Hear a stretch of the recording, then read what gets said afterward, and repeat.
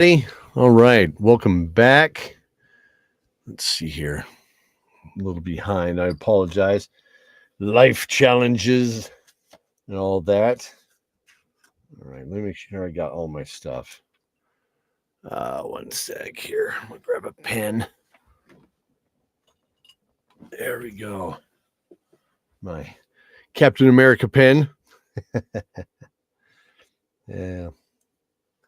All right. That's kind of fun. We're gonna do. All right. Where did we leave off from last time? Let's see here. That was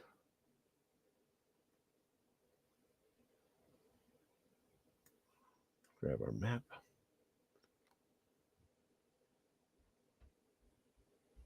Make sure I got all my stuff open and ready.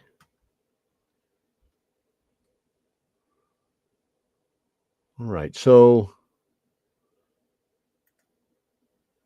there we go. Yeah, it's going now. That's looking good. Good. Okay. All right, everybody. Well, thanks again for joining me. This is the end of season 2, is what we're going to be going over tonight on World Building Wednesday. All right. So, again, the purpose of this is to keep me honest as I go through episode by episode, scene by scene, looking for not only mistakes, but just kind of remember some of the stories behind the scenes, as well as checking the lore and making sure it's matching with the lore that we're writing now. This is a 10-year-old campaign. The show itself has been going since 2019. But even then, we started doing the show when we were about the 4th season of gameplay. And I started at the beginning and started working it that way. So it's just there's a lot. So let's see here. So back to the beginning. Of course, everybody started in Alanotcon here. There's the Exodus. In case anybody, you can go to the same site. You don't have to follow the big URL up top. You can go to Codex, CODEX Dice Tower Theater. That's RE.com. If you ever wanted to peruse this and take a look at some of the lore that we have in there. We have over 200 NPCs, and that's kind of part of the reason why I'm going through this all. So it's a bit nuts. Okay, so they started in Alanotcon as children. They moved to Port Lafort, caught up with them 10 years later. Port Lafort burns. They leave. They go to First Port. They travel across the ocean. They fight a dragon turtle. They make their way into Ellington. Ellington is where they get called to the games. Of course, Cordelia has the telling in the Ivory Library. How can I forget that? So bad. That was the end of season 1. In season 2, we went to the games of Ellington. We leave Ellington to go to Darkovnia. They meet up with the Baron at the ball. They go to sleep that night, and Vix discovers, a portal to another world, essentially in the basement. All right, so if we go to the Twilight map here. All right, so they went down the stairs into the town, the strangers, all very vague names, because as I stated before, it's really a dream state. Everything in season 2 is kind of like this dream is the way it's supposed to feel. And it really shouldn't be what's the word I'm thinking of? I started off, I wanted to play Out of the Abyss. We talked about that. It turned into our own world, have this like mysterious underworld. It's not really, it's part Underdark, part underworld from old Greco-Roman myth. It is where the dead spirits go, that kind of a thing. So at least that they can see, or what they think they see. They get put on this path. They make it to the prison They break out of the prison. They go to the Mushroom Forest. They make their way across the lake into the city of the Great Forge. That's where we ran into the dwarves and, unfortunately, the slave market. And leading up into the altar where they found the underneath the city, there was a cult, right? That was getting ready to sacrifice this person in a ruby cage. They've opened up the ruby cage, and tonight we're going to find out more about that ruby cage and what that actually means, which is kind of interesting. At least to me. We'll see if it's interesting to you, but then we're going to run into the Deep King, and we'll see what happens from there. All right. Let's go ahead and jump into this. We're going to start off with Season 2, Episode 8. They all had dreams, and now we're going to open it up with hearing the dream of Vix. Vix claimed that he didn't have any dreams because, he doesn't have dreams, is what he was claiming, but we're going to see if that's true or not. And this is very important.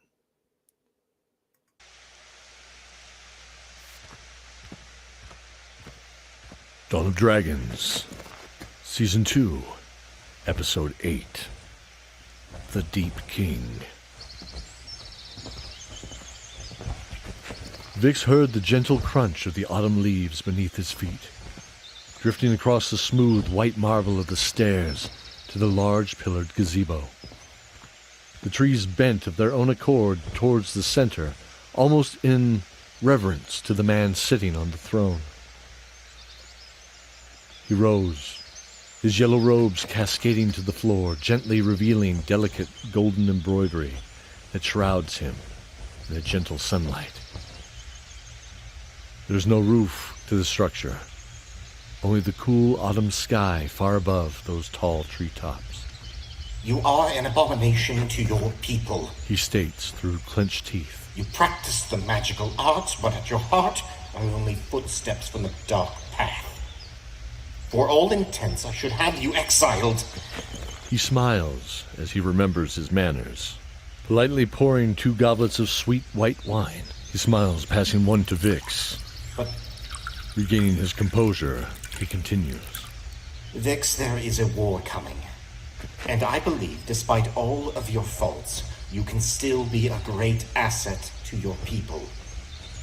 I charge you to seek out a way to control their dragons. Do this and report back to me. Only then will I allow you to undergo your telling at the Ivory Library. I have heard of a competition taking place in a small barony to the north of here in a few days. Possibly this will put you and your cunning on the right path. His gaze and tone gets eerily serious. Those librarians are their own people, but I have kept my place among their council. And rest assured, they will not allow you through their gates unless I allow it. Vix's eyes narrowed, and in a shaking tone states, Yes, Lord Hyro. Hyro turned away, looking out into the red and gold forest. Do not fail me or be discovered, for I cannot help you. He stands up and motions for the guards to lead him away.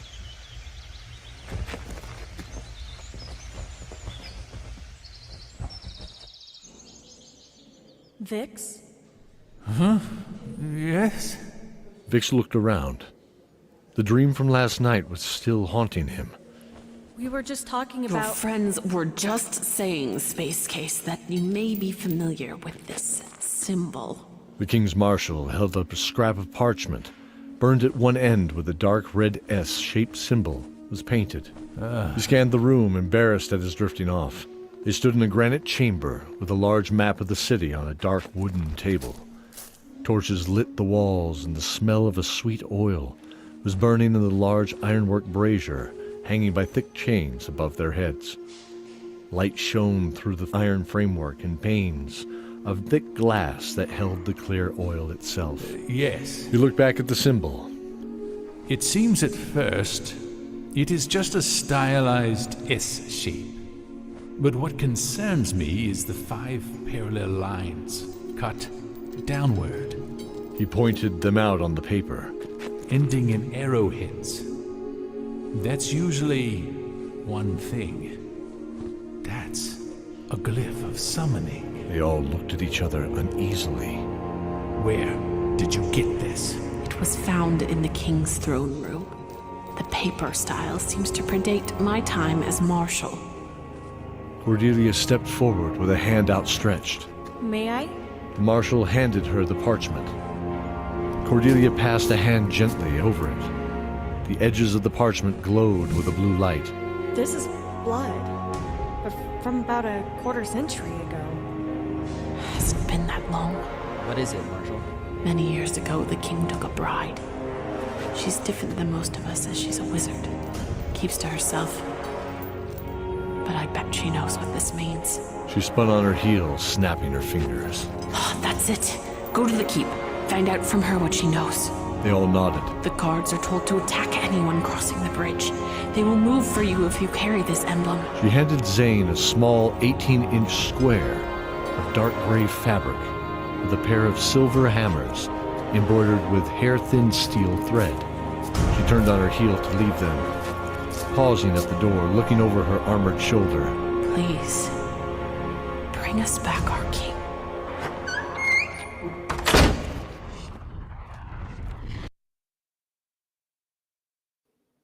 Okay, so on this one, what was up with the dream with Vix? Where he's remembering the mission that Lord Hyro, who's the king of the elves in the Silver Maple Woods. Okay, so that doesn't really get explained that much until later on, but that's who he is. Vix screwed up. No one really knew what he did to get on the bad side of the king.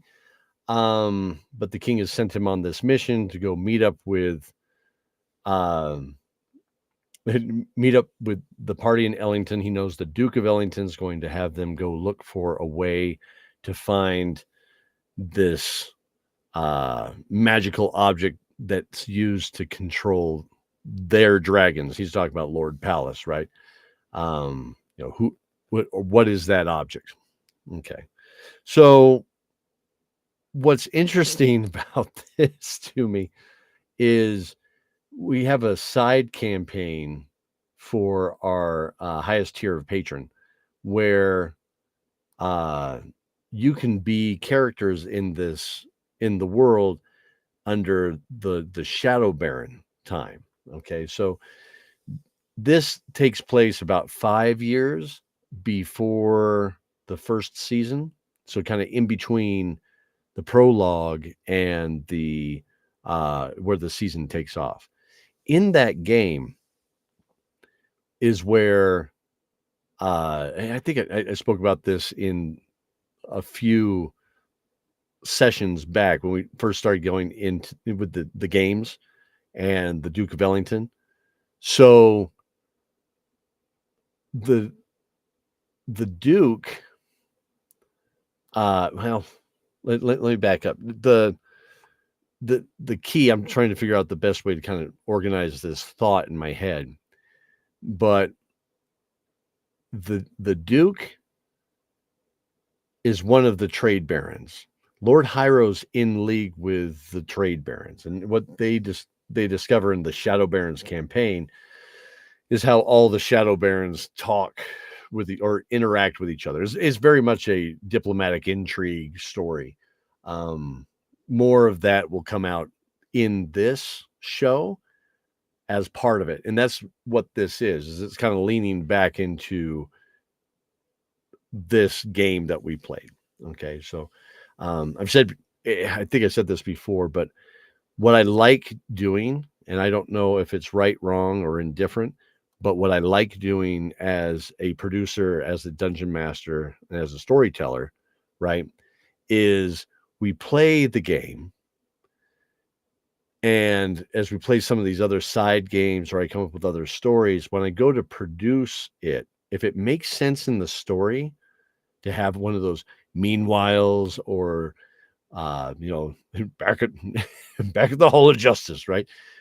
There is it's a chance to bring people into the story, or show where these stories intertwine with each other. That's what I'm trying to say. Okay, so a couple things in here. When he's talking to Lord Hyro, Hyro says, "Go find this out." What Vix did that made things bad was Vix screwed up essentially a trade deal that Lord Hyro was doing with the House of Fernmoon. Okay, as the story progresses, you'll find out more about Fernmoon. That Fernmoon's not the best group to be associated with. So Vix inherently kind of bumbled through it and destroyed some things. He that's what happens with him. Now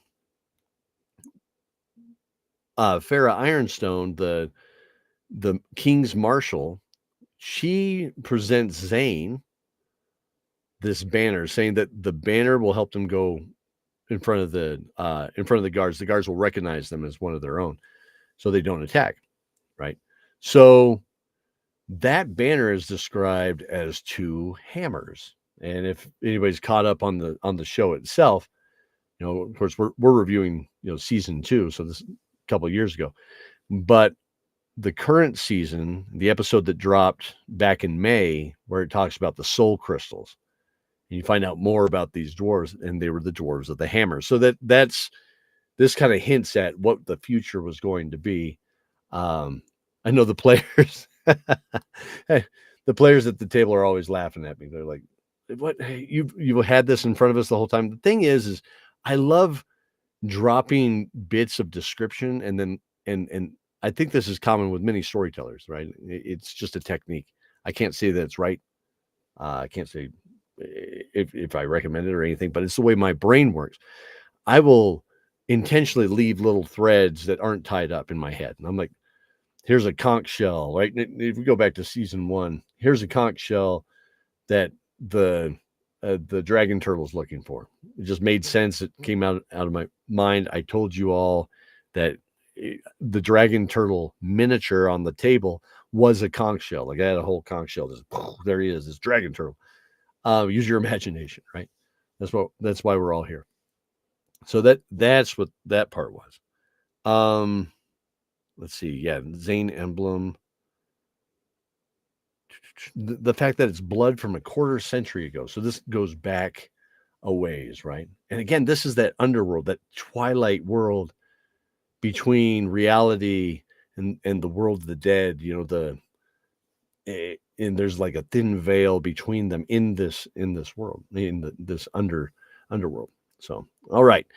So let's go ahead and kick it again, but I just found that to be interesting. I picked up a couple things to add to the codex here, but let's see how this goes.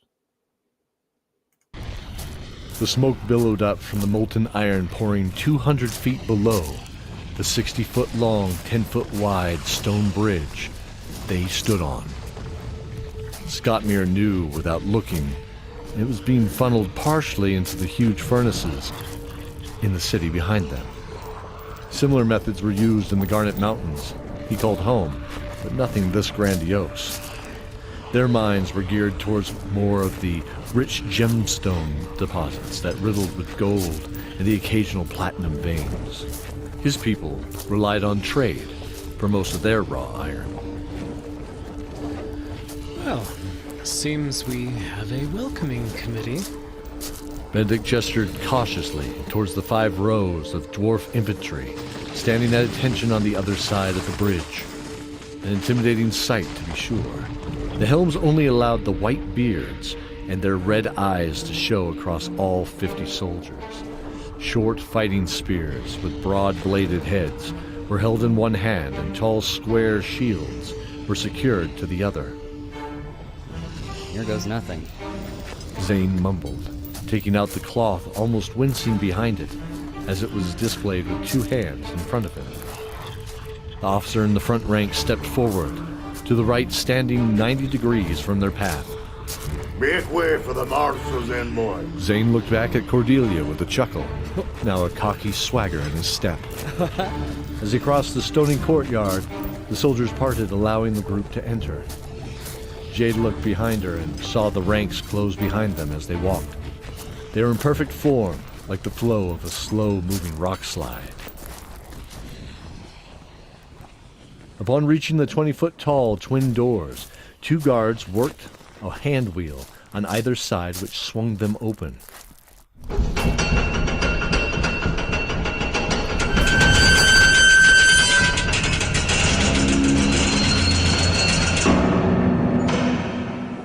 Allowing the group entry into the receiving hall of the keep. The hall was lit with large iron braziers similar to the ones in the marshal's office, hanging from the sides of the 50-foot tall pillars, holding up the domed stone ceiling. The main floor was wide, easily spanning the same space as it was tall. The burgundy and gold floor runner led up to a raised platform on which was 2 stone thrones side by side. Next to them was a podium draped in a red velvet cloth, something round hidden beneath. The air was slightly stale and musty, foreboding. Erlen saw the guards scattered in the hall look at each other with a look of concern. Their nervous shuffling and the thick plate reverberated in the hall dully. One of them pointed at Zane. More importantly, the small banner he carried. The smell of charcoal in the braziers reminded Scottmere of his home far away. A similar hall, too, he noted, just not as dark. The pillars of his home were encrusted with red gemstones and gilded with gold embellishments. The figures on the throne became more visible. The dark midnight blue hues of the king's robes cloaked his frail body, his cheeks sunken, and the white whiskers of his chin sparse and wiry.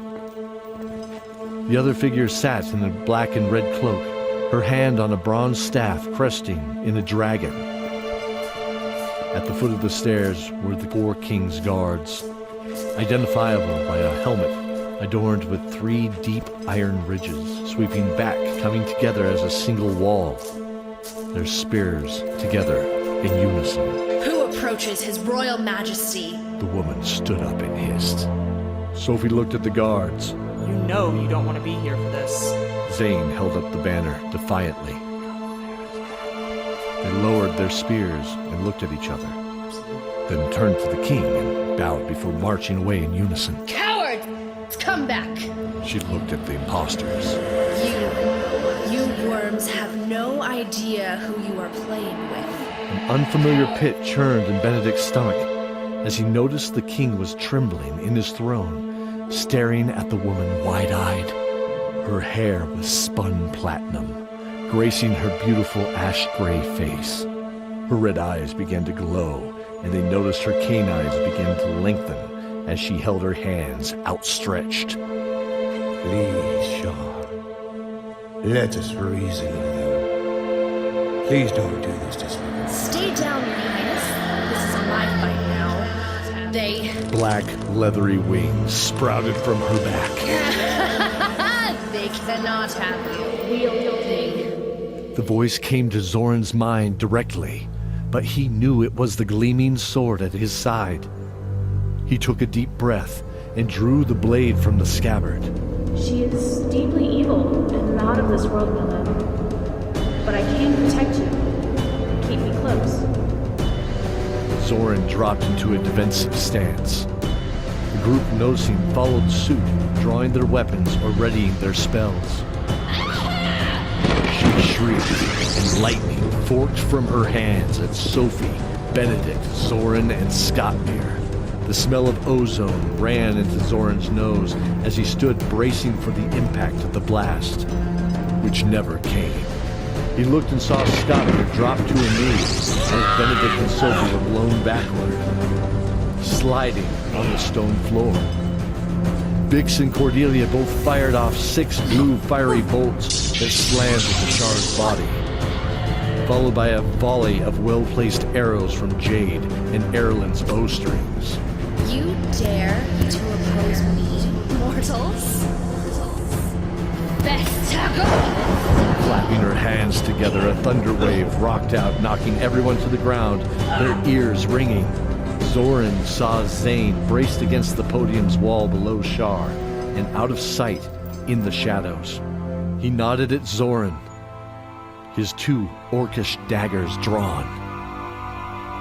Zoran knelt there for a moment. Get up. Go to her, my love. Zoran began to stand, only to be greeted by a blast of blue fire.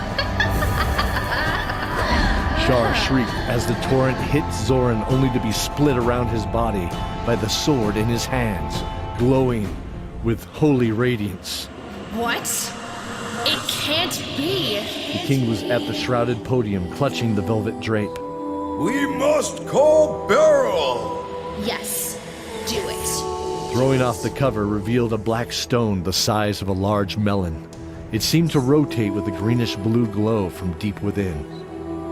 Zoran froze in recognition. The king placed both hands on the stone, throwing his head back as a blast of energy filled his being. Beryl! Come to our aid! Erlen felt his heart clutch, freezing him in place. He couldn't take his eyes off the glowing stone. A deep thunderous reverb of giant wings thundered into the hall, deafening. A deep roar rolled through the hall as they all froze in place. A massive, gargantuan, serpentine form burst through the doors behind them, its deep green scales in contrast to the mustard yellow underbelly and webbing of its wings. 80 feet, from nose to tail, and wingtip to wingtip, it struck horror into the hearts of the adventurers. No, Cordelia was racked with fear. the green dragons, they're gone. Yes, driven from the forest they once ruled by their traitorous silver brothers and sisters. Shar leaned over the railing at Cordelia. But they are with us now, the Sunless. The great dragon crawled towards the podium, barely reaching the ceiling with its back. You called me to your side, King of the Iron City. Kill them! Kill them! Kill them all! Yes, gladly. She slammed a claw into the stone, leaving a 5-foot indentation where Benedict once was rolling out of its path. Beryl hissed, swinging its tail in a sweep down. Vix yelling, throwing both himself and Cordelia down, feeling the air move as it sailed barely overhead. Arrows flew from Jade as she deftly dodged another slam from the claw. Sophie struck out at its underbelly, driving the sword deep into its flesh. The dragon swung to his side, wrenching the blade free, sending both it and its owner sliding on the floor. You cannot leave. You will die here, together. Shar raised her hands, summoning a gale force wind from her slamming into the party, who held onto the ground for all the strength they could muster. Behind the dragon, a rift opened up, showing a night sky swirling as it was framed in fire. My love, look at the king. Zoran saw a shape appear behind the king with 2 gleaming daggers out of the shadows. Zane struck the king down in a single blow, pushing him to the side. You deceiver! Zane drove the orcish blades into the stone.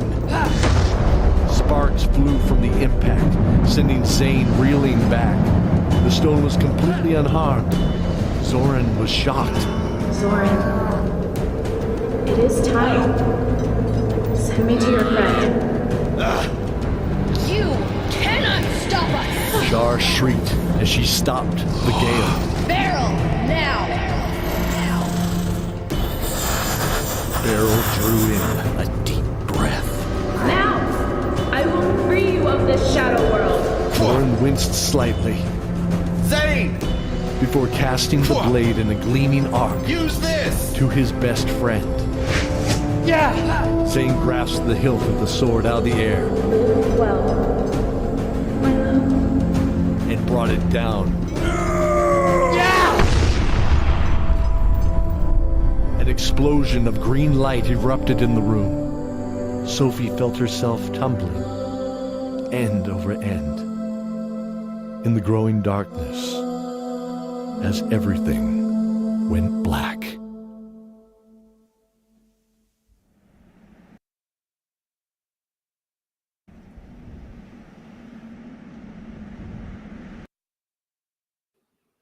Okay, so I'm curious about the way I ended this, so bear with me here. I'm going to just listen to this little end. It's interesting what you pay attention to the most when you produce.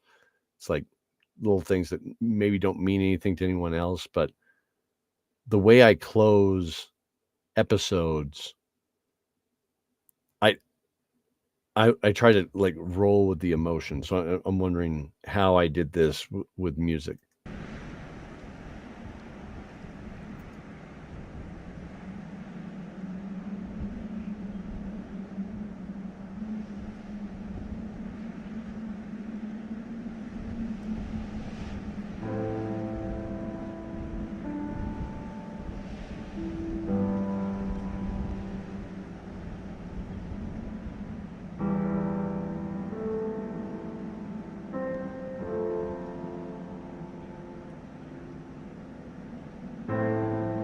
The King of the Grey Dwarves is played by Daniel French from Chronosphere Fiction Podcast and Fishbonius Sound Design. Beryl, the Green Dragon, is played by Piper Cleveland from the World Forge Podcast. Farrah Ironstone is played by Nikki Richardson from the Top of the Round Podcast.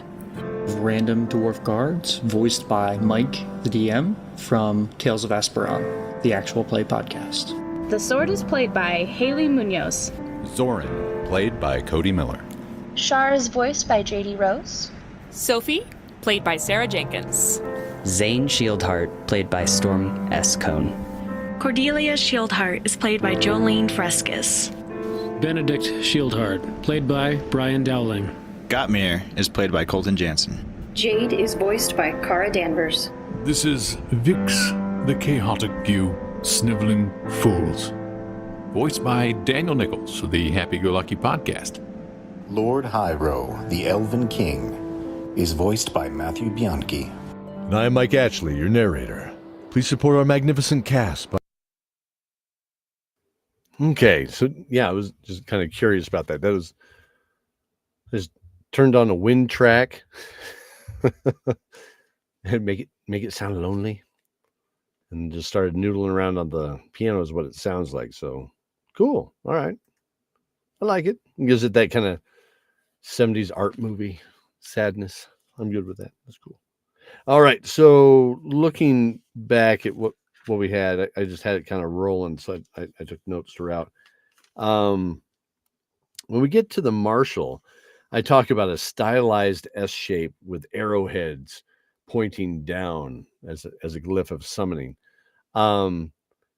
This was a joke in my head about the Stussy S that we all used to draw on our books, right? The S with the little lines and all that stuff. And then I just kind of embellished on it. That's what that was out of my brain as far as what I remember.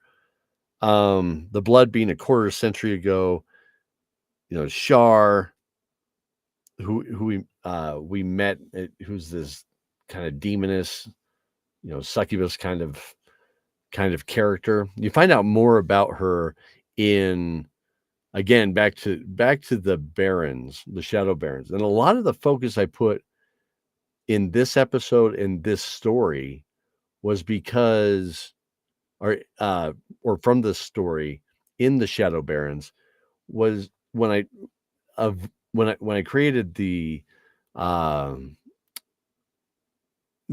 patron level to put this game together.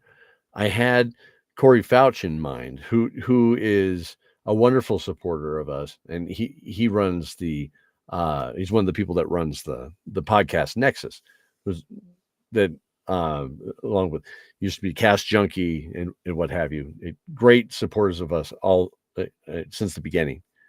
And he always told me that he loved this episode because he said it's got all the elements that I like. And I went, cool. All right. So as the more I listened to this to kind of find out, okay, what did I do right? So I can apply it. The more I was like, oh, I kind of like these little threads that I left. Back to the threads, right? So Shar comes up later, and she's very, very powerful. And in fact, I built her based on a character that I worked out with Phil Usher from the Aether and Dark Saga podcast. He and I talked about, blending worlds a little bit and seeing what we could do between them. And so he gave me this character called the Shrike. And she's this bird lady demon, you could think of it that way, where she is flayed from the neck down, and her skin content warning, I guess, but her skin hangs in these bloody rags, creating a skirt from her waist, and she's got the head of this owl or this eagle or bird, and she carries this spear that's made out of vertebra and topped with a black obsidian, arrowhead or spearhead. Absolutely wicked imagery. And he and I talked about it. And of course, it's nothing that I really throw in a show. He's very dark fantasy, and we're more on the PG family side, but I love the imagery of it. So I was like, yeah, let's go ahead and blend that. See what we can do. So and so there is, and so bear with me here real quick. I am not the best when it comes to streaming, everybody, so I appreciate everybody's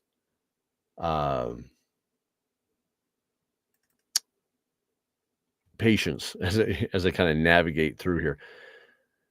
So the Shrike, I'll show you a couple images here. So in fact, it's fun to take a little tour. We're going to go through these three here. So let me grab a couple images. I believe I could just do this here. Bear with me, everybody.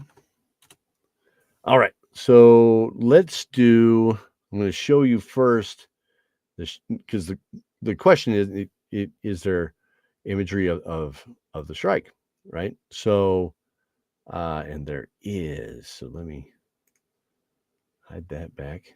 All right. So I believe I could show you this. So the same artist that did our show art for season 4, 5, and 6, my brother-in-law, Matt Baker, also known as Little Bird, he did this style, right? So he's done all those. I've talked a little bit about the I come up with a concept of art. I give it to him. In fact, I'm working on 7 right now, a little bit. I'll show you. I'll show you guys, because why not? But the concept of the whole season is all within one image. So you have episode 1 here, episode 1, episode 2, episode 3, episode 4, episode 5, episode 6, episode 7. Oh wait, 6, 7, 8, and 9. Right. So that's, if you know enough about the story, it starts to turn into you can guess where things are going to go. So it's kind of a fun concept. So let's grab, where the heck was I? It's this one. There we go. All right. So this is an image I had given of the Shrike that was just kind of stylized. You can't really make it out here, but you can see the end of the spear tip, kind of her face over here. And this is what I gave the kids in the players in the Shadow Barons. So I appreciate that. I would love to do that. And I may just do that because there are so many wonderful artists that have worked with us. Include Art MK right there. Phenomenal art that I'd love to show off and show how what the concepts were, where it came from, all the stories behind it, right? So just kind of a fun deal. So let's see here. That's the dream. So they had a dream. I showed them that image, but the original image, it should be this one. Let's see. Open this guy. All right. So you can see that she's been flayed down to the waist. Here's the head that she's got. And she's got these clawed hands, and you can see she's got talons, right? She's got talons for hands right there. It's just really, really cool imagery. And so this was, again, Matt Baker that did this. Phenomenal. I loved it. And in fact, this was the first one I think we did together. He and I asked him to do it. Her eyes are just these vacant holes. I mean, it's just, she's awesome. So yeah, let's see here. But I can show you. So, anyways, the Shrike is part of the Profane Pantheon, is what the story is. In fact, I bring that up. That's my art. I'll save that for another time. As we go through it, it's basically there are dark gods in the background that you don't know about, and it's barely talked about except in the Shadow Barons. And I told everybody involved in that game, I said, we have the show, and then we have the main game, and there's parts that there's this. What's really the bad guy? We keep learning about Lord Palace and all this stuff, and he's trying to take over the world. But what really is the bad guy of this world? Is it really Lord Palace? Because that's just seems very simple, too simple, right? Of a solution for that. So, or of a reason for that, I should say. But yeah. So that's where that came from. All right, where'd my notebook go? There it is. Okay, so so I had that. Talked about the twin hammer. Talked about the black and red cloak, the dragon staff that Shar carries. Ooh, who is Shar? So Shar, the name just Shar. If you put a D on the end of it, it's Shard, right? So she is a very powerful entity that's split from another powerful entity. The story of the gods and the goddesses and stuff are all tied with this. So I'm being careful about what I reveal, but the players should, if they're paying attention, they're watching this episode, they should pay attention to the fact that when it's described that Shar blasts at Zoran, and Zoran holds up the sword, and it just kind of arcs around the sword, and Shar says, "What? It can't be." Okay, so that's a very simple statement, but they now know who Shar is and what the sword is and all that, right? So it's very, very, very important thing. All right. Just talks about the endless. Back to Beryl. So Beryl, with the dragons, I had mentioned this in a previous episode about the size of the dragons and who. I'm going to go back to my notes just to make sure I don't say something silly. That's the whole reason why I do this, right? Where you at? The dragon sizes. The green dragons are the biggest dragons, essentially, and the description of them being 80 feet, right? I mean that's huge. So Now, what in hindsight, there's a, but hey, it's a dream world, so I shouldn't give myself too much grief. But I described that the front doors were 20 feet, and then this 80-foot wingspan creature just comes like crushing into it. I wanted it to be a tight squeeze, but that seems like it'd be a lot tighter than it should be.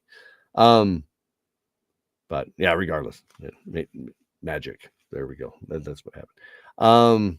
So green dragons 80 feet, red and gold dragons are 70, blue and silver dragons are 50, black and bronze are 40, white and copper are 30, and brass are the smallest with 20. So that's how I have those all broken up. But this is where the green dragons are, and Beryl is wicked.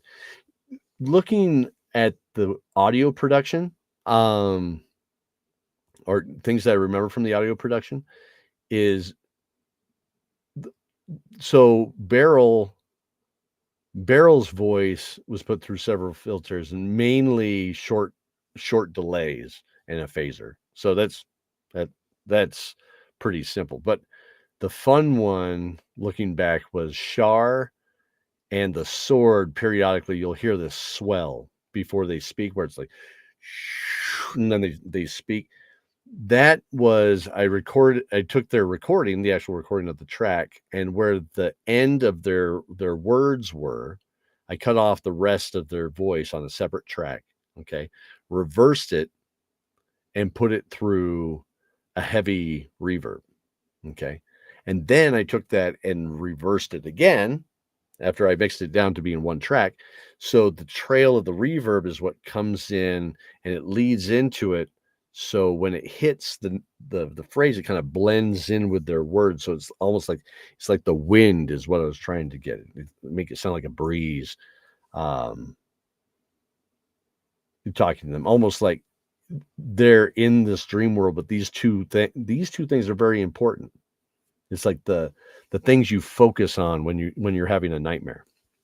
You may focus on, the pudding like quicksand that you're trying to get out of, or the fact that you can't run up the stairs, or those kinds of things. But what else is going on in the world doesn't matter. That's what you're focused on, is that. So I'm trying to create this focus around them, and whatnot. All right.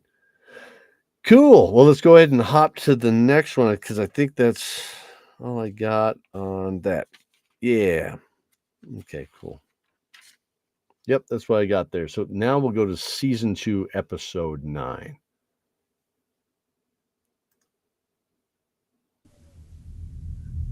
Dawn of Dragons, season 2, episode 9.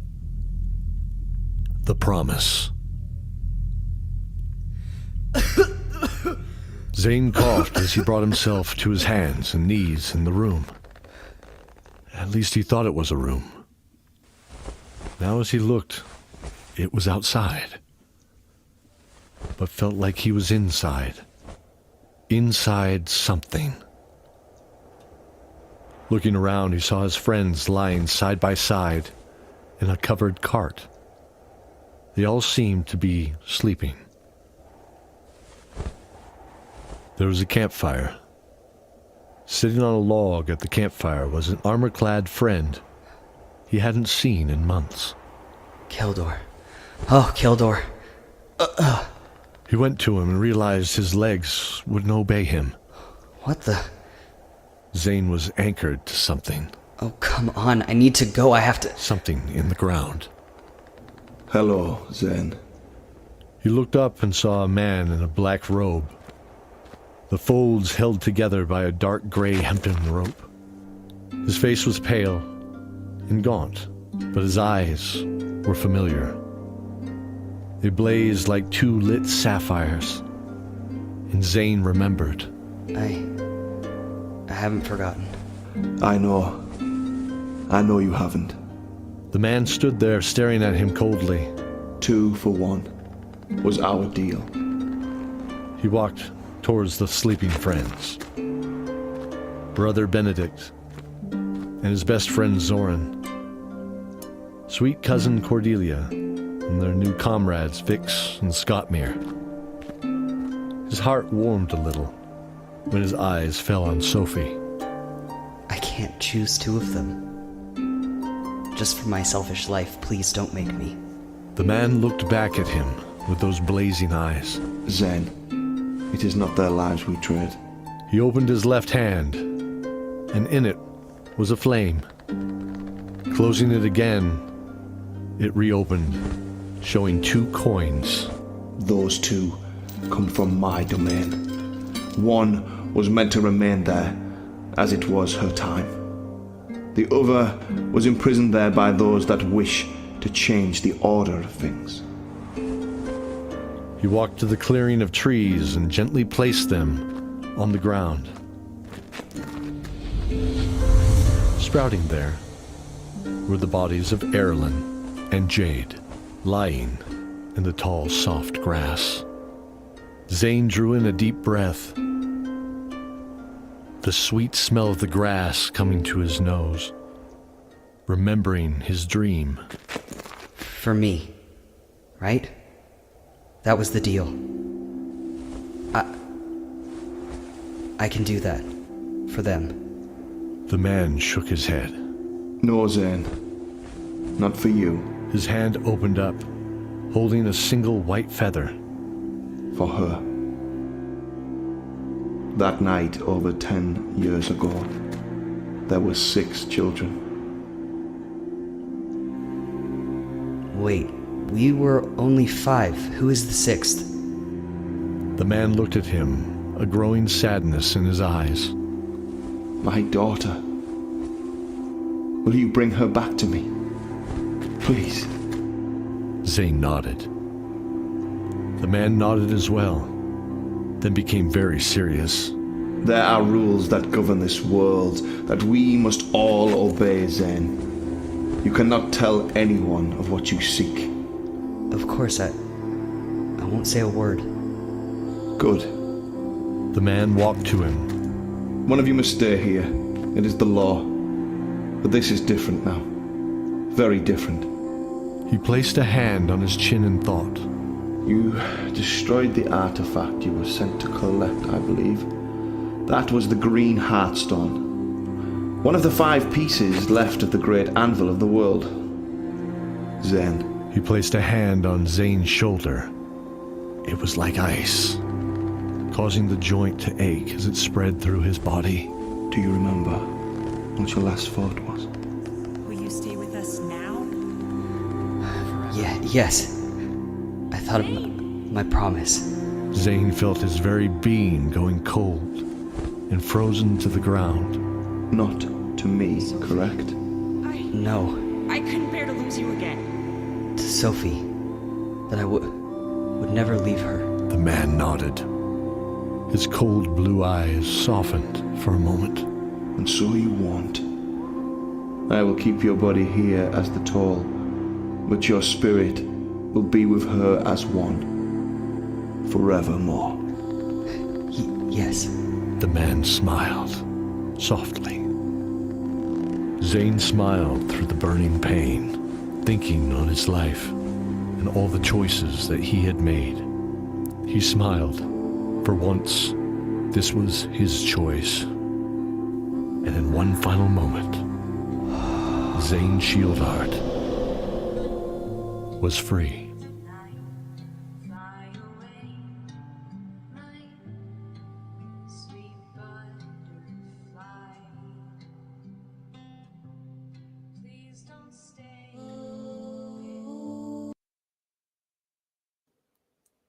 Okay, so such a good story. Okay, so the we got the man with the dark gray hempen rope meeting up with Zane. Zane sees the sleeping bodies, right?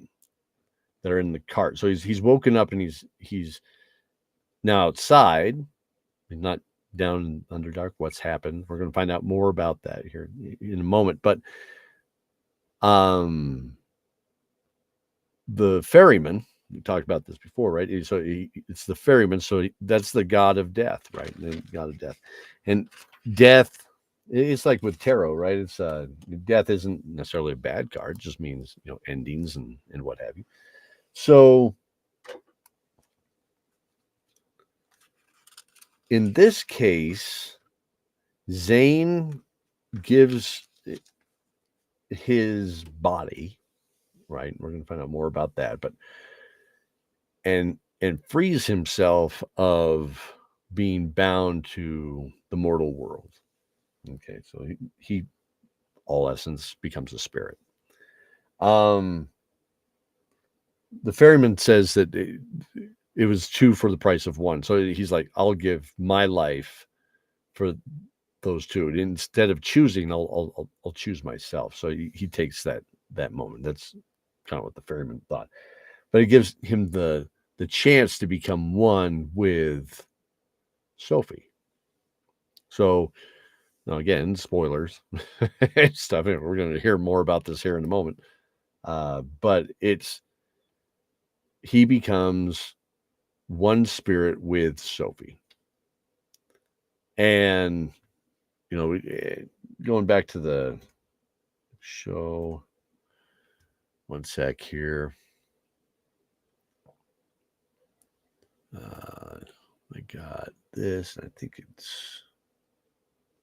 just wanted to show this one image I think helps tell that story. It's where is it? There it is. Okay, so it's in this one.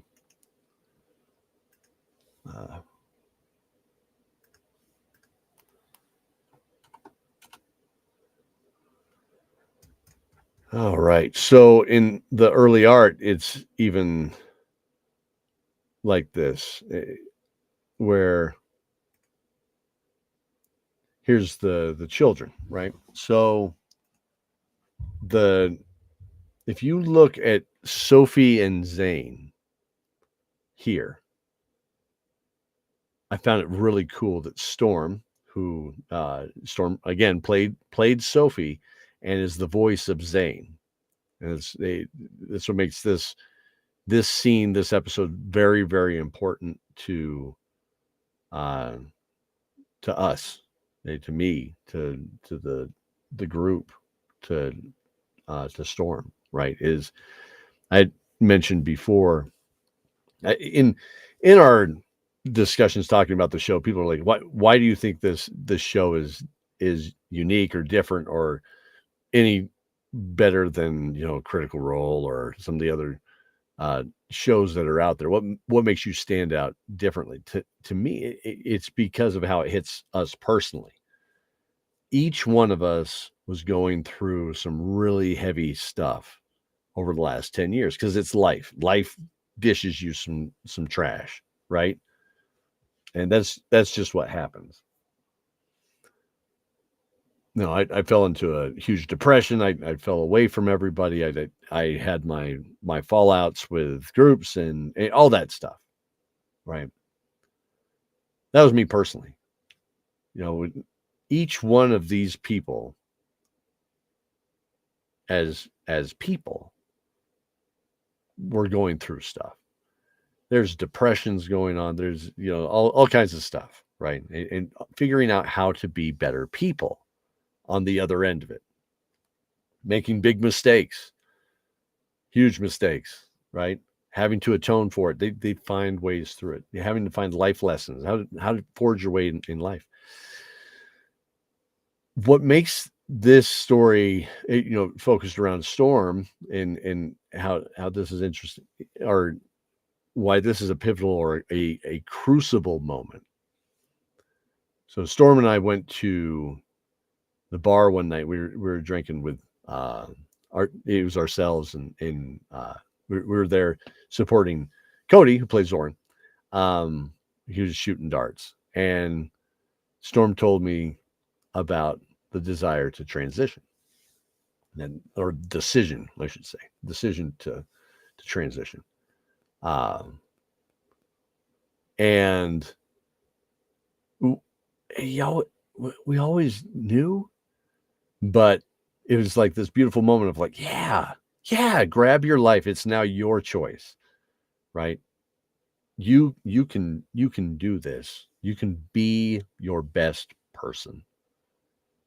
And so that's when we were like, okay, well, how do we make, how do we want to do this at the table? And Storm said, I want to be, well, what if we become one person? We started talking through it. Can't remember how it came up, but we were like, well, we'll just pick the two characters, make one person out of it. And we'll do it magically. And I think we did it with like a potion and stuff like that, and to kind of tie it all together symbolically. And they became one person. But what's, interesting about it is, as well, is if I go back, I'll show you this. It's just fascinating to me how it's just meant to be. It's meant to be this way. So where is it? Let's see, I think it's thanks is what that was. There's a picture of us all. Yeah. Okay. So here's us after a recording session. And if you look, here's Zane, right? So that's Storm. Okay. And here's Sophie. And we joked so much about the fact that look at them. They're the same person. They look so much alike and what have you. And now we all celebrate the fact that they're married. So there's wonderful, wonderful people, very, very close to me. I love them dearly. Right. So it's great to have them in my family. Okay. So enough on that. I did warn everybody that I was going to gush a lot about Storm, but hey, Storm's one of the core people that talked me into doing this. I said, we should do this. I said, oh, okay. I need help. So that's where that story came from. Now,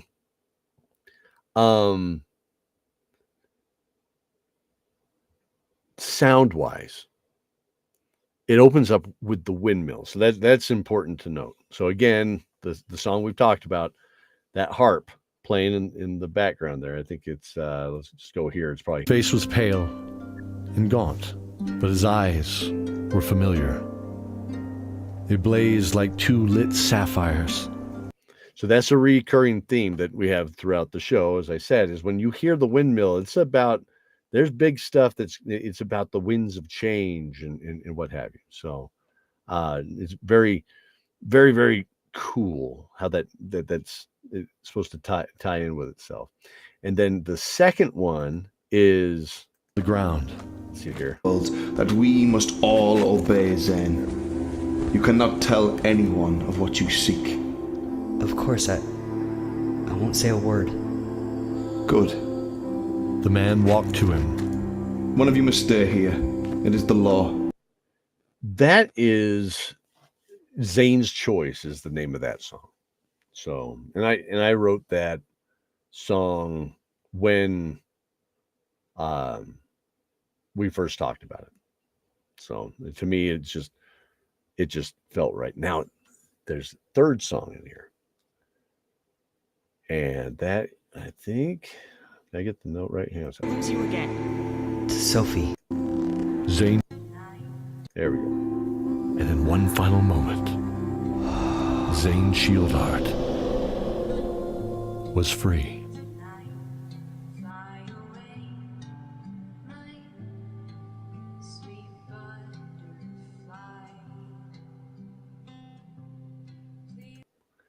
So that little voice, and I say the little voice back there, because again, I've known Zane since I've known Storm since he was little.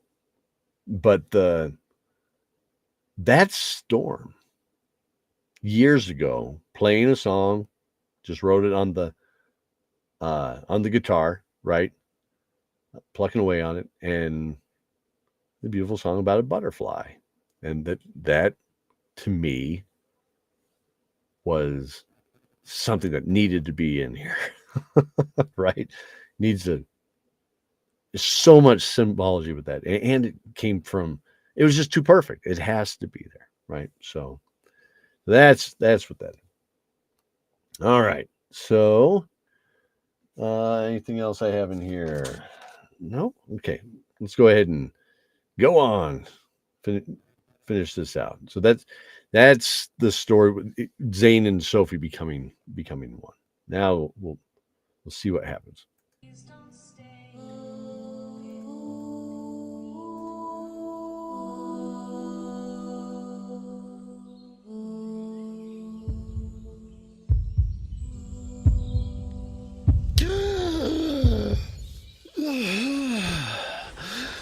Benedict forced the air into his lungs with such force that he rolled onto his side, coughing. He was tangled in musty-smelling sheets of coarse burlap. He frantically tore free of them, sputtering. "Oh, sweet Night Lord, could it be? Is it you? Are you?" Powerful arms pulled him free of the cart, landing on the ground with a thud. The mid-morning sunlight tore through the leaves, blinding his eyes as he remembered the months they waited in the underworld. The tree sap smell was sweet, mixing with the moss of the nearby stream. The man cradled Benedict across one knee, tears of joy streaming. Keldor! Calm down. Yes, it's me. I'm right here, son. Right here. Benedict felt safe in his arms, at peace, given the explosion a few moments ago, with the dragon preparing to unleash its unholy breath on them all. Don't fret. I'm right here. How long has it been? The day after the festival, we found you all in your rooms in some sort of deep dream state, non-responsive. Snuck you out into this cart. Had to avoid raising any suspicions. A long week. We thought you were all gone. A week? How? We were gone for at least a month, captured by the Dark Elves alone. Dark Elves? Wait, we? Who's we? Hey! A halfling peered from behind Keldor with a big grin on her ruddy cheeks. She took a deep, energetic bow, but Benedict was still swimming in his head. Yes, they captured us. Keldor, the dark was menacing. We found our way to a city of iron with dark dwarves that had Zane enslaved, and... Keldor became very quiet. His formerly excited face paled. Benedict, I have to tell you something about your brother. What, Keldor? Benedict jumped up, the blood in his head rushing to his feet, sending his balance reeling. He grabbed the edge of the cart, steadying himself, and looked in. To his relief, he saw his friends all beginning to stir. Cordelia, Sophie, Zoran, Vix, and Scottmere. But... Where's Zane? He took ill, my boy. Then one morning I heard him gasp slightly. And he was gone. He's gone?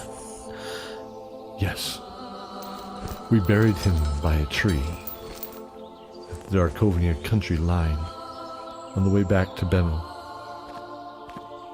His things are in that pack over there. They looked back at the cart. Can I see them? Now standing there was Sophie, one hand on the cart and the other on her forehead, steadying herself. Cordelia was getting out of the cart too. Sophie? Sophie ignored her friend, continuing to walk towards the gear, steadfast in her resolution. Keldor, is it true? Zane is gone? Cordelia began to well up. Keldor took in a deep breath. Yes, lass, He's not gone. Sophie held the two orcish daggers of Zane's in her hands. Deftly, she juggled them across her knuckles before letting them fly into a tree together with expert precision. Precision only Zane had ever demonstrated. By the nights. Zoran stumbled to Sophie.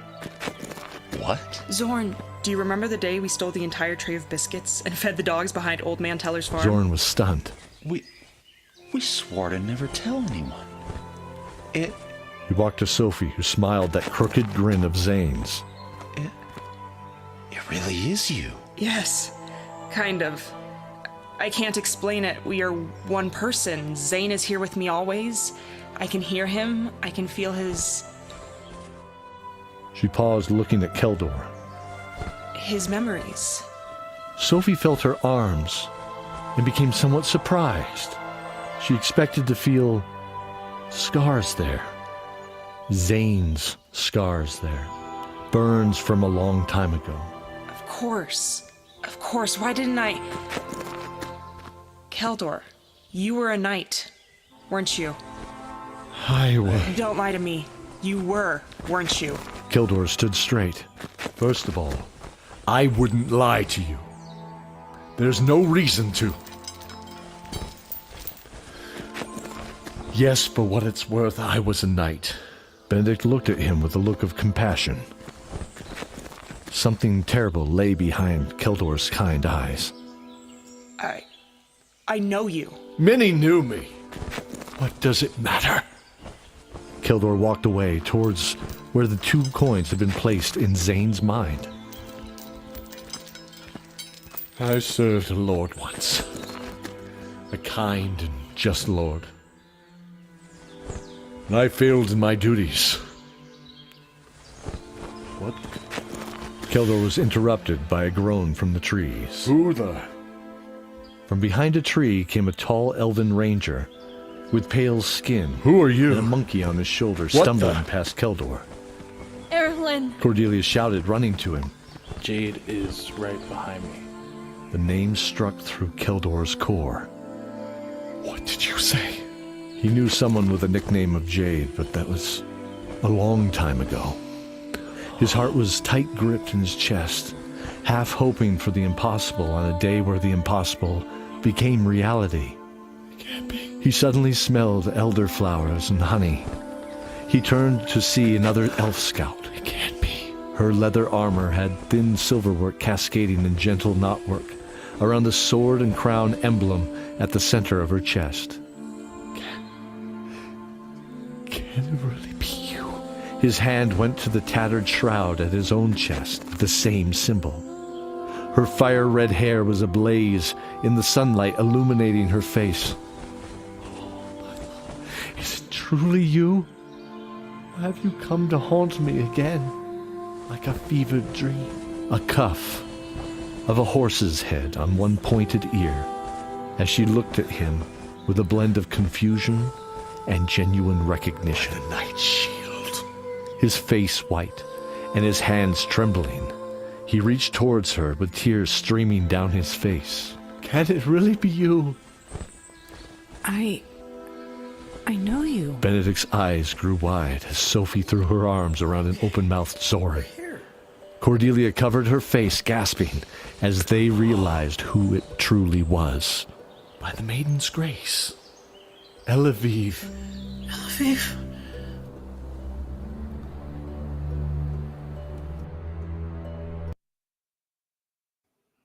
All right. So, key point in this one, back to the underworld itself, right? When they go into the underworld, they meet up with the ferryman for the first time. Ferryman gives them a choice between 3 flames.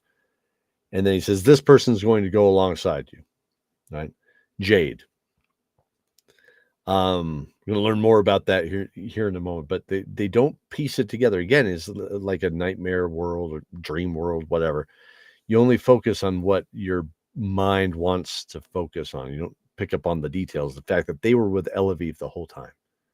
That Elaviv was the one who shot the arrow of light down the hall, hit the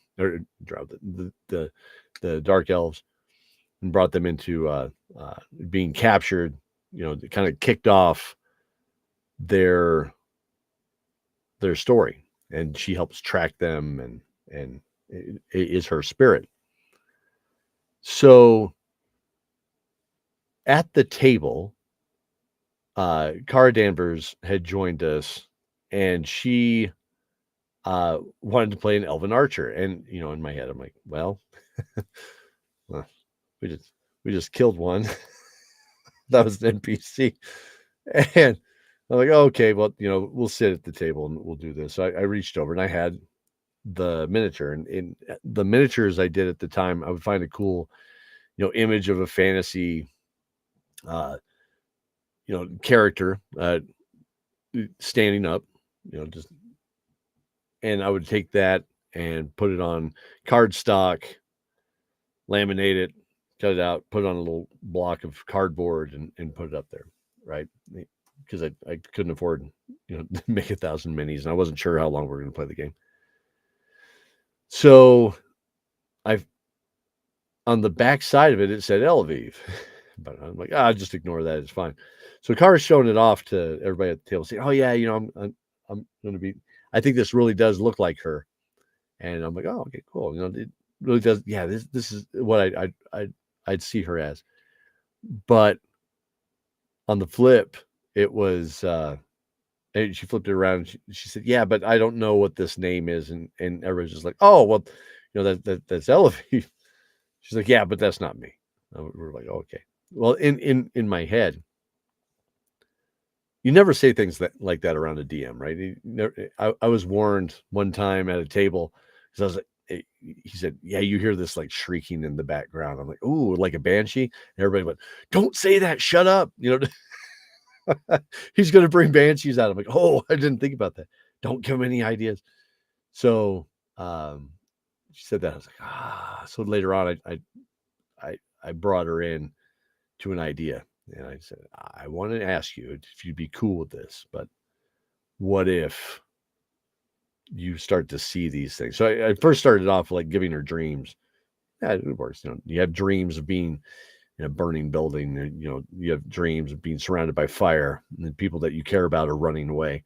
But you feel calm because they're escaping. You're feeling this. And she's like, oh yeah, this is the cool story. And so I started pulling her in, and then I told her the story. I thought, hey, what about this? What would you think? And if so, that would mean, I mean, she's one of the most powerful characters in the world. You should probably play a different character. So we created Lorvada Birdsong. Very much a Kender at heart, even though we're not playing Dragonlance. But again, I'm a big Dragonlance fan. But little halfling bard. I love it. Lorvada is phenomenal. So, anyways, that's what happens there. The 2 for the price of 1. So when he mentioned, one, it was her time. Well, that was Eleviv, right? If we go back to the dream of Scottmere had the dream, and his dad said you need to find the last of the 6 winds, or one of the 6 winds, or something like that. He has no idea what that means. Well, now we're going to find out more about that here in a moment. It turns out Keldor and her, that he's the one that she talked about earlier on in the story when she said that she had loved and lost as well. And that Keldor was talking about her when he was walking in the garden with Shay and describing it. So that's what all that was. All right. Cool deal. Let's see, where are we at now? So we're at 521. Perfect. We're going to jump into this last one. This one I remember being a little bit longer. So I'm going to try and not break as much, but it's important. I'm going to be taking lots of notes in this one. So let's see how it goes. All right.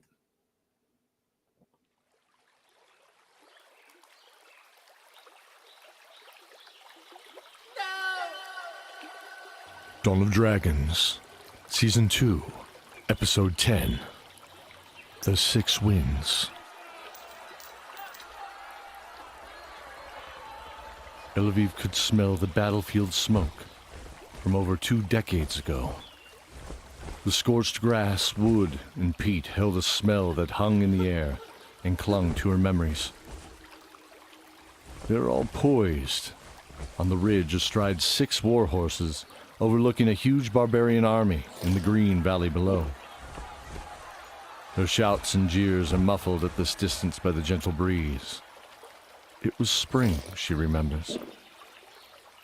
This was her tribe, her family, all wearing armor or tunics emblazed with the same sword and crown, the symbol of the Knights of the Glen.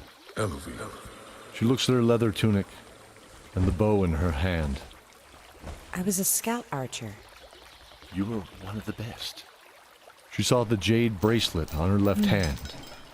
You called me Jade because of my bracelet. Kildor nodded. Yes.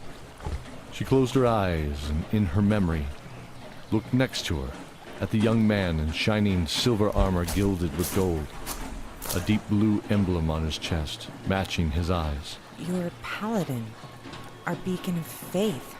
Yes, I was. What? You were clean-shaven back then. Yes, I was that too. He said, smiling, stroking his bearded chin. There's a village in flames behind the raiders, her keen nose filling with the iron and smoke of the slaughter below. Why have you done She notices the raven-haired mage at her right turn away as she sees a few knights' bodies are being paraded around by the barbarians. They're celebrating that slaughter, the slaughter that they all came to atone for. She is wearing white robes, embroidered with flames at the cuff, and a red and orange crown and sword wreathed in flames on her chest. She was an evoker, a fire mage. Yes. Can you remember her name? She opened her eyes and looked back at the camp, at Cordelia. She looked so much like her. A smile crept across her face. Laura Hannah Shieldheart. Kildor smiled next to her, holding her hand in his. They were sitting next to the stream by themselves. Everyone else was giving them time to reunite. Kildor helping her with her memories before they all tried sharing stories to jog her memory. Yes. He nodded. She wasn't a Shieldheart yet, but she might as well have been. Do you see our brother next to her? If I remember, he had a mustache. Can you tell me his name? She closed her eyes to focus. On the other side of Laura Hannah was a strong man. His blonde hair hung to the shoulder, and a long mustache was beginning to form on his upper lip, swooping down from the corners of his mouth to his chin. His armor was intricately carved and stamped with symbols of the Order. He was a decorated warrior for being so young. He drew his long sword at his side. They will pay this day, I swear it. His unmistakable booming voice rang out from his huge chest. Erebus Shieldheart. Yes. My memory is hazy. I can't seem to remember the others. No, I'm sure you can. Close your eyes, Elaviv. Hear them, and remember. Is it just us, then? A knight states plainly, turning her head to the black-haired leader. Her dirty blonde hair hung gently to the shoulder, cut in a short style to ensure mobility in the heavy plate of her torso, a style all but Jade and Laura Hannah were wearing. The knight carried a polearm with a swooping blade at the end. It was a glaive. Elaviv remembered. A glaive of the winds. Her name was Ilona. Ilona, you are correct. The black-haired man at the front surveyed the battleground carefully. Lucilius was his name. Lucilius turns to Ilona to answer, the venom in his voice barely hidden behind his stoic stance. Yes, Bemil refuses to acknowledge the threat to our people. It is now up to us. She responds. The leather of her gloves creaked as she gripped her glaive tightly with a smile. Well, good. I like it that way. As do I, my sister. The raven-haired mage touches the tattoo of a sword on her arm. a blade of pure orange flame leaping to her hand. I agree. Less bureaucracy to deal with. Keldor, what do you say, old friend? Truly the Night Lord is with us this day. Elevie answers. May we ride like the wind. Lucilius smiles before gripping the reins tightly in his left hand, drawing a longsword with his right. Holding it aloft, he cries, "We shall to glory!" As one force, the six winds rode not only into battle, but into songs and legends. They liberated that town and led the army to push back the bandits from the nation of Trull, away from the former stronghold of Garnet Keep. I remembered. Elevie threw her arms around Keldor, who squeezed her tight in his arms. Happy, she remembered herself, though hesitant and worried about her remembering too much. Would he be ready to walk that path with her again? He groaned slightly, standing from sitting on the log for so long, the blood rushing to his armored legs and feet. His armor was blackened with soot and dirt, she thought. Nothing like her memory of him and the gleaming shine back then. Yes. So, just a quick note that I just want to point out that being 47, it makes it a lot easier to figure out what that feels like, getting up after sitting on a log for too long. But on the other side of it, this memory and the six of them, the image I used, these are all like little silhouettes, is what I picked up and kind of pieced them all together. I thought it was kind of fun. But you have Ilona with the glaive here up front, and then Lucilius has the sword pointing outward. Erebus has is in the forefront of everybody here with his sword behind his back. Keldor is in the back, kind of yelling, doing what he does best. Elevie has the bow, and then Lorahana is kind of in the front back there. So that they are the six winds, and there is a song. I think it's is it if I die in battle, I go in battle. I'll have to remember it. Or remember for next time. I apologize, but that's where the song, the six winds, came from.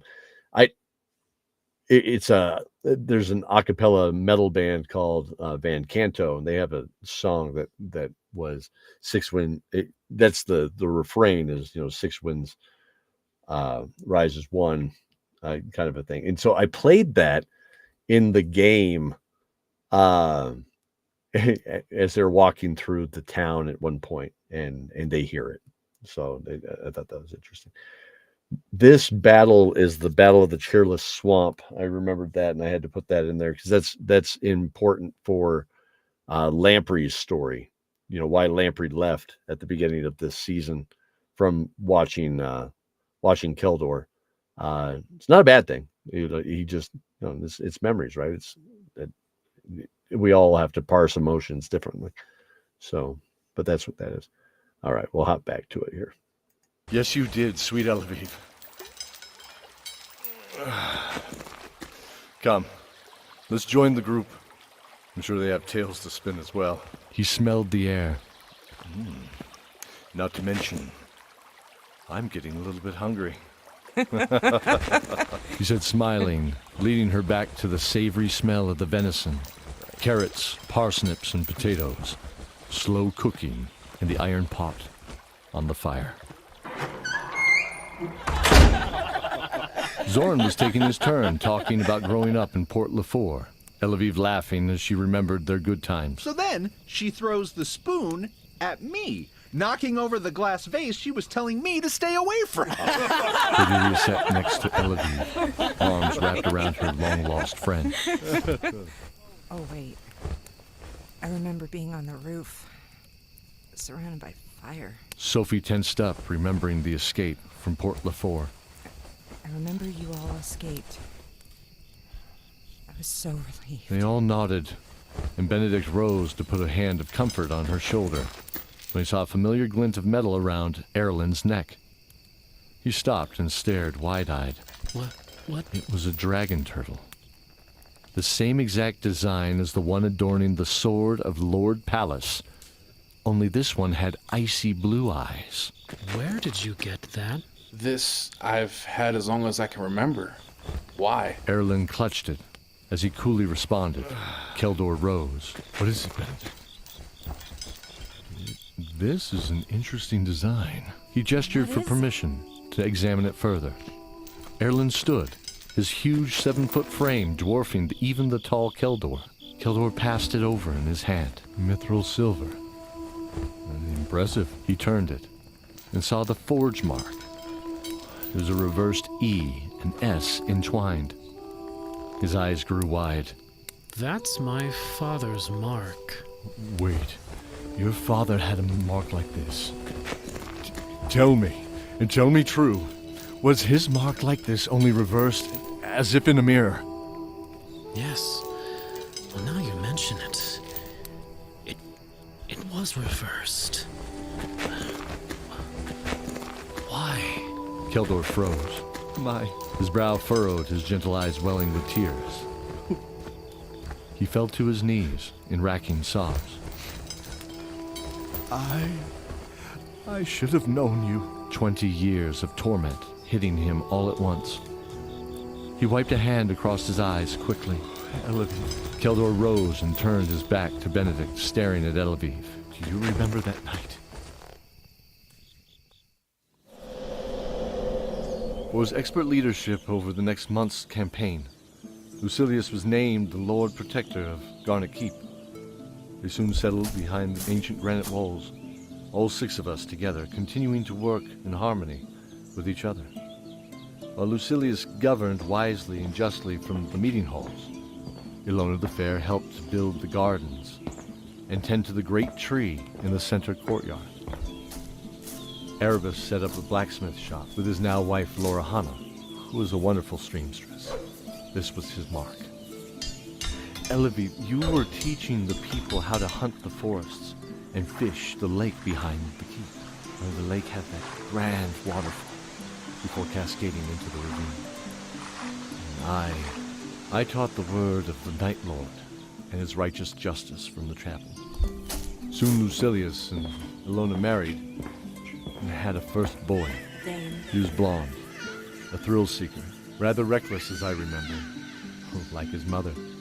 A few years went by, and Eleviv and I became fond of each other as well. But my vows would never allow me to love or take a wife. But I tell you all, I loved her. Lucilius and Ilona had another son, dark-haired like his father, quiet, reserved. Benedict. Never cried, really. Shortly thereafter, Lorahana gave Erebus the light of his life, a daughter. I became jealous, angry. I was cursed with this feeling in my soul. It was a longing, like none I had felt before or since. One night I left my post and went to the stables to ponder and pray. I prayed for guidance or deliverance, but I soon cursed myself and all those around me. When I challenged the law of my order, saying these feelings were natural, I shouldn't have to run from them. Why couldn't we be happy too? That night, bandits raided the keep, sneaking in past my abandoned post. Humans and orcs set fire to the gardens. Screams rang out in the night. People terrified ran from the keep that no longer protected them. The walls were ablaze. I saw Ilona fighting them with her great glaive spinning.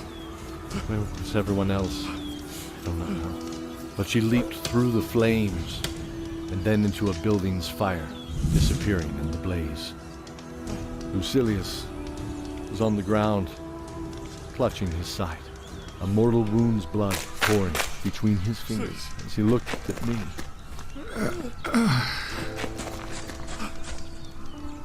Keldor. My old friend. I have failed you, my lord. Not now, dear friend. Whatever you did, I forgive you. Now, it's my turn to tell you, may the knight and the maiden watch you now.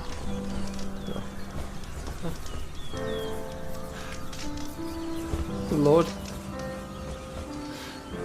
Lucilius, don't leave me, please. I lost everything in that moment. My lord, my faith, and my mind. I drew my sword and dove into the battle with a vengeance. I cut everything down that I could find that wasn't one of our people. Their cries fueled my hatred and anger, as one by one they fell. After what seemed an eternity, we were finally overrun. And even in my mad state, I knew it was time to flee. I'd lost my Elavine, my friends, and my home. I mounted my horse's back and rode into the night down the high stone bridge over the ravine, past the waterfalls, and down the rocky mountain path, never to return to Garnet Keep again. My shame knew no bounds. I abandoned the knighthood, I abandoned my faith, abandoned any search to find those that may have survived, assuming all were lost. And I spent the last 20 years as a mercenary and sword for hire.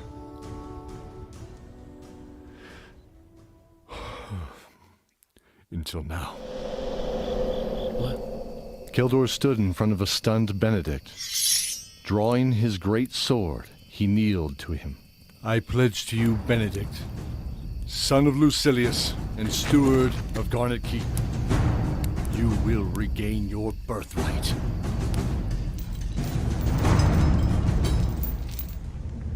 Epilogue.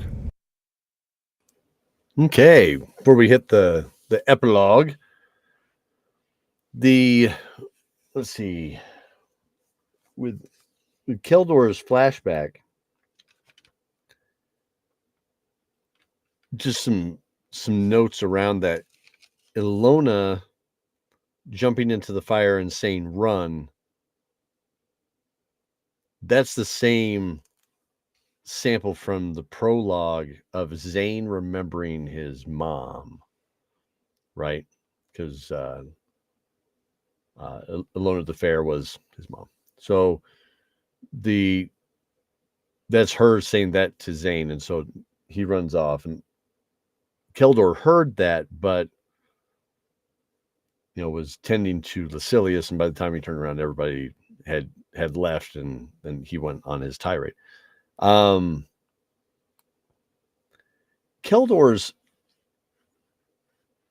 there's two classes that showed up in the Dungeon Master's Guide that they were pretty much reserved for the Dungeon Master to make bad guys. You had the Death Cleric, and you had the Oathbreaker Paladin, right? And so the Oathbreaker Paladin kind of harkens back to the first edition rules and the Anti-Paladin. I always enjoyed the Anti-Paladin. We always joked about it as kids when we were playing through it. And we're like, oh, hey, we should play against Anti-Paladin.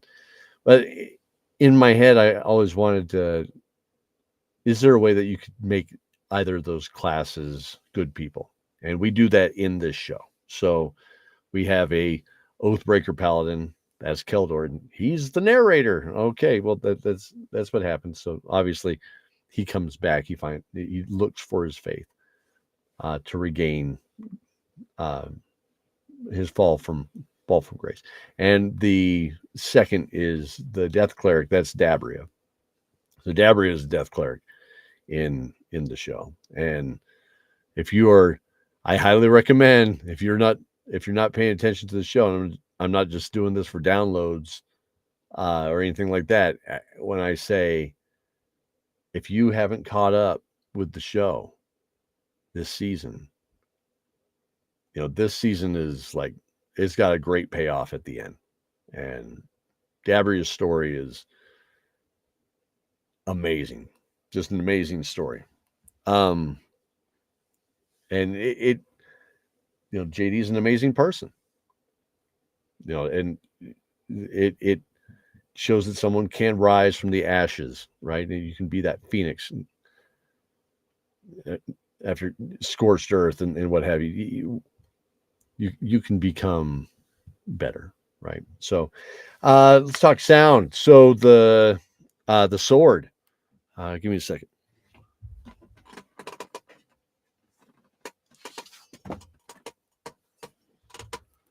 So this is Keldor's sword. I don't know if you'll be able to hear it on this mic because it's not the setup that I normally use. But when I make sword sheath sounds, I use this. This is just what they call a Robert the Bruce style claymore, right? Scottish claymore. But you can take metal and just run scissors or some other metal down. I actually have a Warhammer back there, and a lot of times I'll just use that because it's got a heavy metal head to it, and I can just kind of rope it on there and get that sound as something sheath. So that's what I did with Keldor. So that is Keldor's sword. Same one.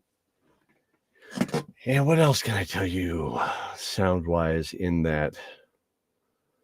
Most of the time when I do fire, I actually have some, I call them, they're samples, part of my library, but they were recorded by me. Just some Foley.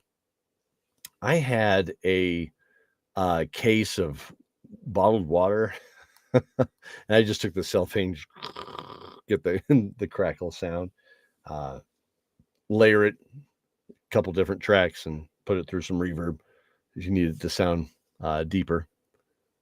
Let's see here. Yeah, that's the stuff I got there. All right, let's go ahead and hit the epilogue, and then we'll probably call it a night here. We'll save going into season 3 for next week. So that should be cool. Season 3 is where we really hit our stride. If we look at these here and we see who's playing who in here, of course, we got Laura and Jesse Jurdak, wonderful people again, reprising their roles from the first one. Can't thank them enough. They're actually, on that note, roll for initiative on YouTube. So after I drop you guys here, if you're looking for something, you should look for that. Look for the whole group itself. I believe it is being run on Forrest's channel. Yes, Forrest Balkai.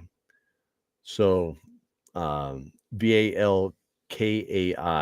If you watch YouTube, he's huge on stream for being a scientist that challenges critical thinking and what have you. He's a biologist, amazing person. I was brought in to run sound for the apron strings, sorry, which is I wasn't prepared to say this, so I apologize, everybody. I've been in the other mode. It is a fundraiser for Doctors Without Borders. It is sponsored by Kobold Press. It is a mix of wonderful people from the tabletop community and outside the tabletop community. You go there, you'll see a lot of all-stars throughout the entire thing. There's a props master that is props to history. So if you ever watched his channel, Mike Corey, phenomenal. I got to work with him on this project. I ran sound for it. It's a lot of fun. So yeah, go ahead and go check that out. I forgot forgot how I got onto that. Oh, it's because I saw, and Jesse is the DM of it. So there with Jenny D and a bunch of other people. So I think you'll definitely enjoy it. Go check it out. All right. I'll talk more about that, next week as well, because I'll prepare myself and have everything in front of me. Still a lot of the core cast in this, right? When we get into season 3, it goes nuts, because I think that's when, it's not, I think that's when I did my first casting call. Like I used an actual group to do a casting call, and I brought in a lot of talent. That was everybody was excited to jump into. I met a lot of great people. And one of my, best buddies, I met him during that time too. And so, yeah, Ned Donovan. So you're going to check out some greatness when we get into season 3. So thanks for sticking with me. Season 2, it's a great story. But yeah, it just keeps getting better. So, all right, let's go ahead and hit this epilogue. His black and red boots echoed as he ascended the cold black stone steps. His hands unconsciously flexed, his forearms pulsing under the strain. He pulled his bright orange hair back from his dark face, red eyes glowing like embers. You called me. He almost spat it out. He was no servant. Yes! Make the troops ready. We begin our march tomorrow. In 2 weeks' time, we should reach the Celestine Tower in the center of the Great Glen Valley. Lord Pallas stood up, clasping his hand around the dragon turtle pommel of his great sword, its red eyes twinkling. Yes, I will do as you wish. He turned to walk away. One more thing. Pallas sneered. The Blue Dragons will lead the first sorties. He took some delight in seeing the look of disappointment on his servant's face. Fine. We will be victorious, won't we, Fury? Fury growled deeply as he turned on his heel to descend the stairs, the dragon's blood in his veins pulsing with rage.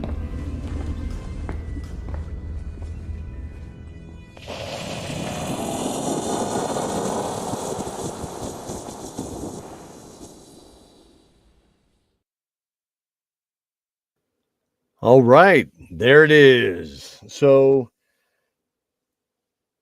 in the epilogue, it's Fury talking to Lord Pallas, of course. Fury is Lord Pallas's mount. We'll find out more about Fury as we go. But his description I captured. So perfect. We got the red cape and boots and the bright orange hair.